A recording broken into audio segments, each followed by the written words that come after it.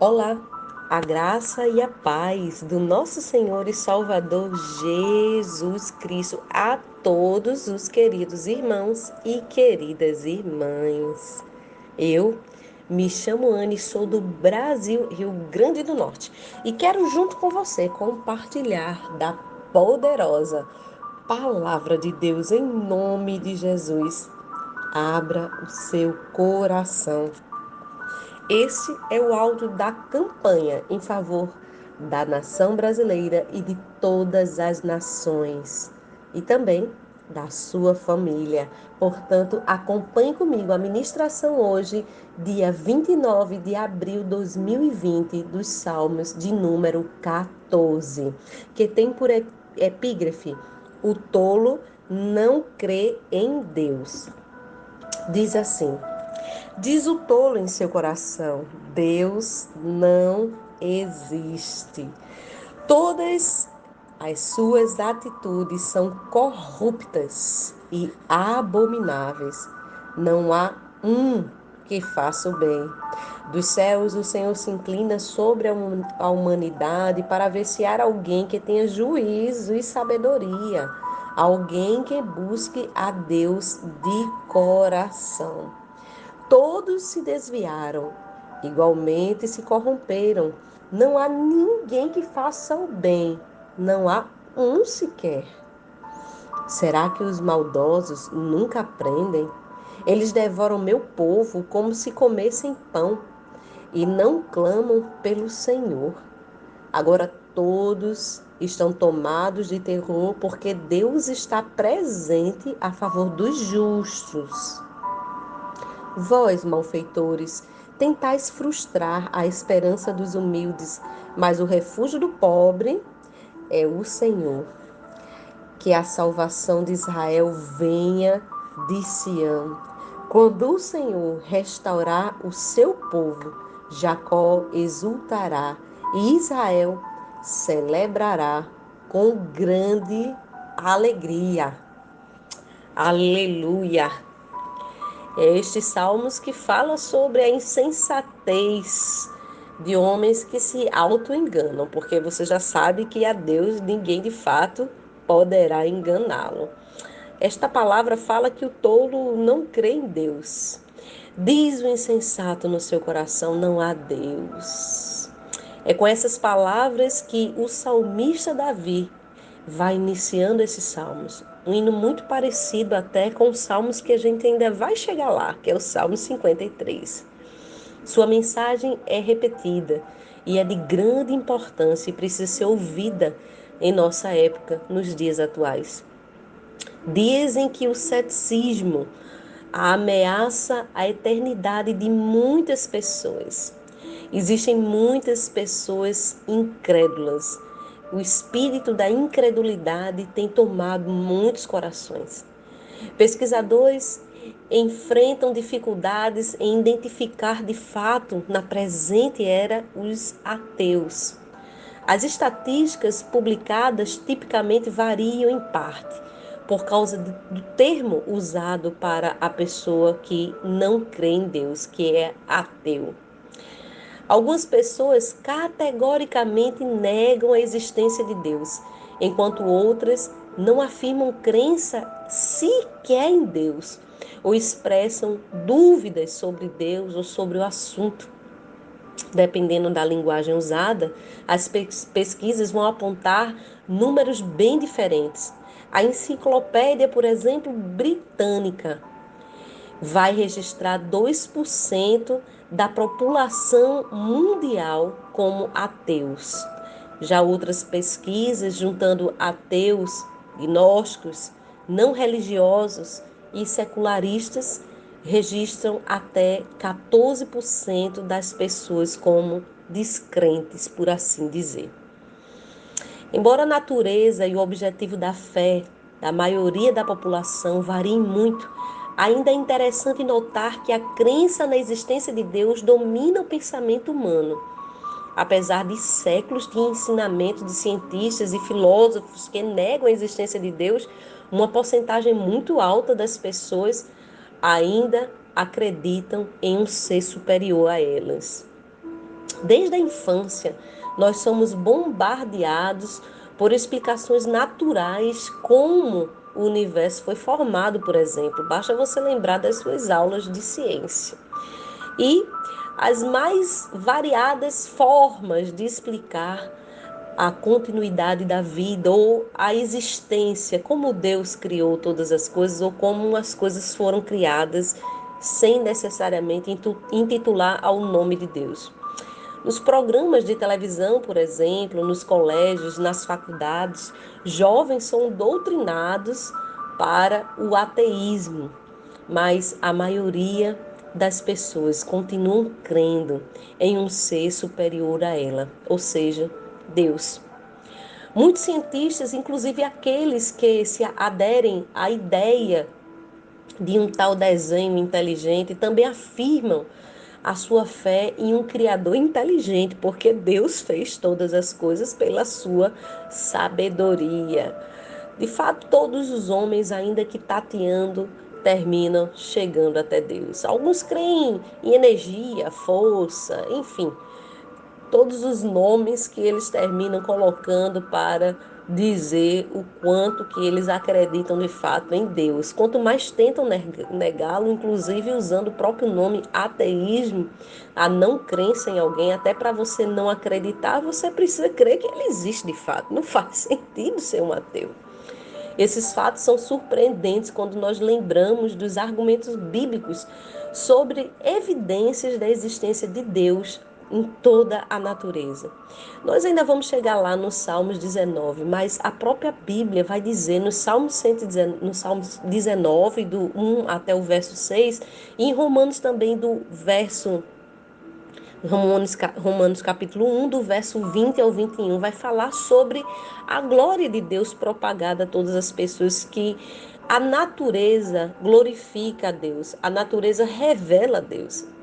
Basta você colocar a sua mente para funcionar. Olhe bem para quem criou tudo isso e um sistema tão complexo e colocou todas as estrelas em funcionamento, sol, lua, fez esse sistema maravilhoso de chuva e de captação de chuva, fez todas as coisas na sua devida época e estações.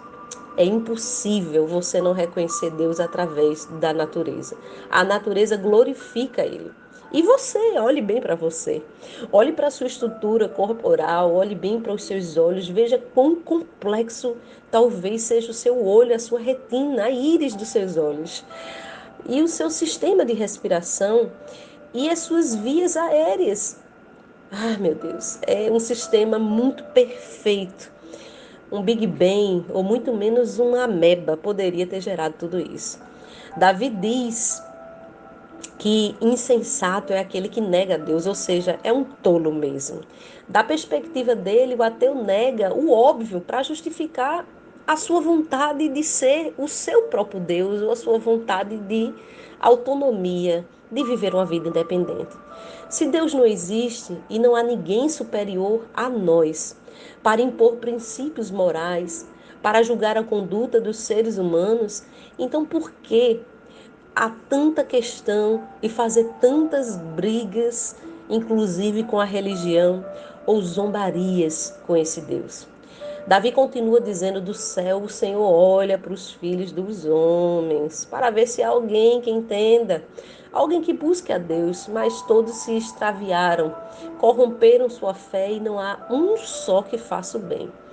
O apóstolo Paulo, ele usou esse mesmo termo para falar dos pecados das pessoas que acreditam em Deus, mas ainda assim o desobedecem. Lá em Romanos, capítulo 3, o verso do 10 ao 12. Quando nós dizemos também que cremos em Deus e o desobedecemos, estamos colocando na mesma categoria de pessoas que negam a sua fé. A pior coisa que tem não é não acreditar em Deus, é você saber o que Ele diz e pela prática da sua vivência, do seu comportamento diário, você negá-lo. Ainda termina sendo pior. Esse fato levanta uma pergunta bem importante para a nossa reflexão nesse áudio de hoje. O que é pior, hein? Uma pessoa que não obedece a Deus porque não crê nele, ou uma pessoa que crê em Deus, mas se rebela contra a vontade do Criador? Você poderia deixar sua opinião hoje? Qual é o pior?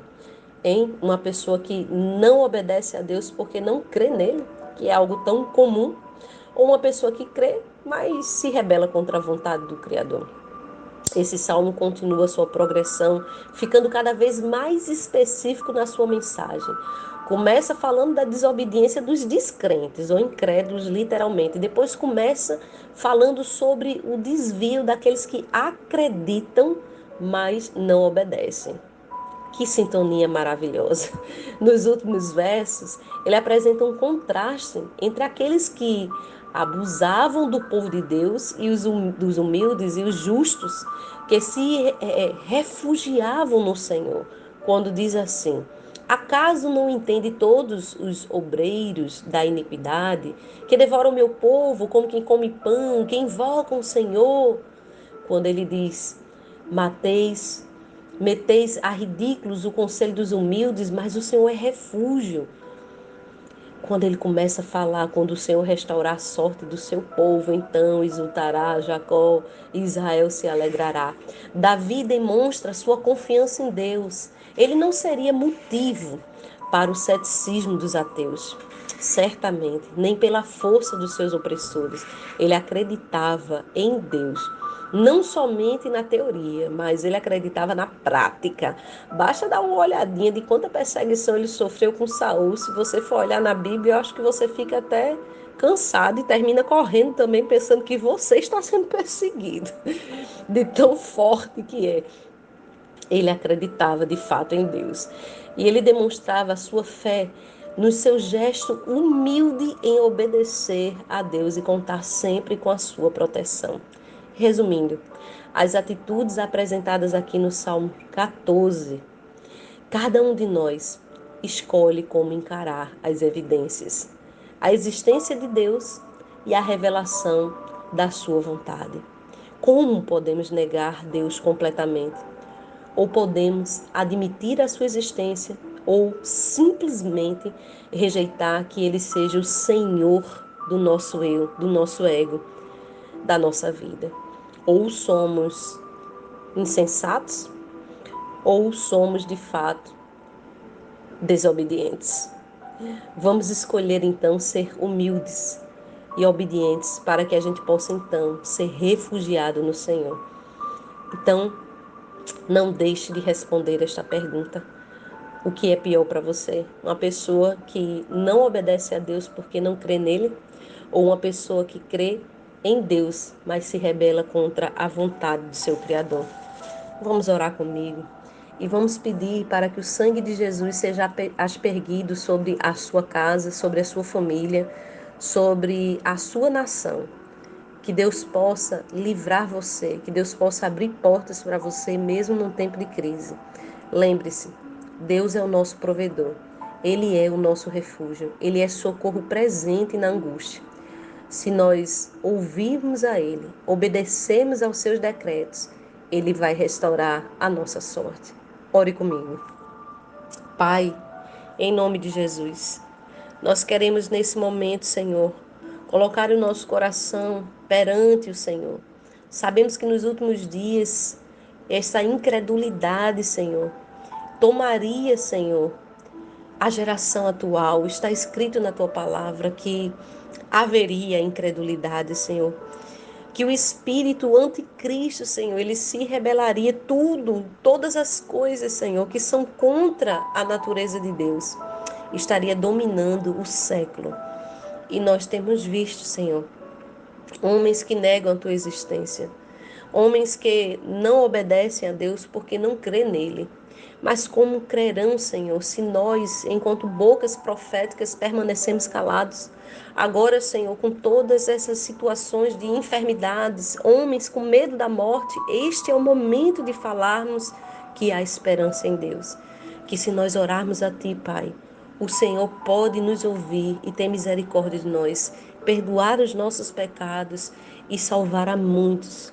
Pelo poder que há no sangue de Jesus, nós clamamos a Ti agora, para que se há aqui alguém neste áudio, ouvindo este áudio, que se dizia ateu, que não cria em ti, não cria nas tuas profecias. Espírito Santo, toque a vida desta pessoa, para que ela venha não somente a obedecer o Senhor, mas que ela venha a crer nele e que ela venha em nome de Jesus a ter experiência com esse Deus, porque a ciência e todas as outras coisas provam e comprovam a existência de Deus, mas essa prova precisa ser particular, pessoal, individual, Senhor.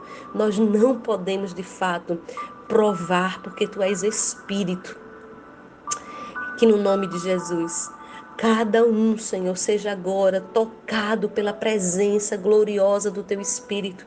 E que cada um, Senhor, que tem se rebelado contra a Tua vontade, os desviados, os afastados da Tua presença, Senhor, eles possam sujeitar o seu eu, o seu ego, à vontade do Todo-Poderoso, à vontade do Soberano, à vontade do Criador. Como disse Jesus, que aqueles que quisessem vir após Ele deveriam negar a si mesmo, tomar sua cruz e segui-lo.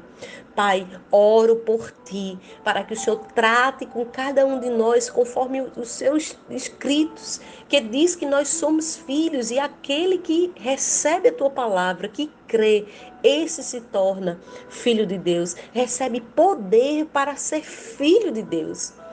E nós cremos que como um Pai zeloso, amoroso, o Senhor cuidará de nós, abrindo portas, Senhor, mandando o mantimento e a provisão, Senhor. Os recursos estão nas tuas mãos. Só precisamos exercer a nossa fé em ti, humildemente. Por isso nós oramos, pedindo a tua proteção, pedindo o teu refúgio, Senhor, e pedindo que o Senhor restaure a nossa sorte, para que a gente venha se alegrar em ti, conforme esta palavra. Oramos e te agradecemos. Amém e amém.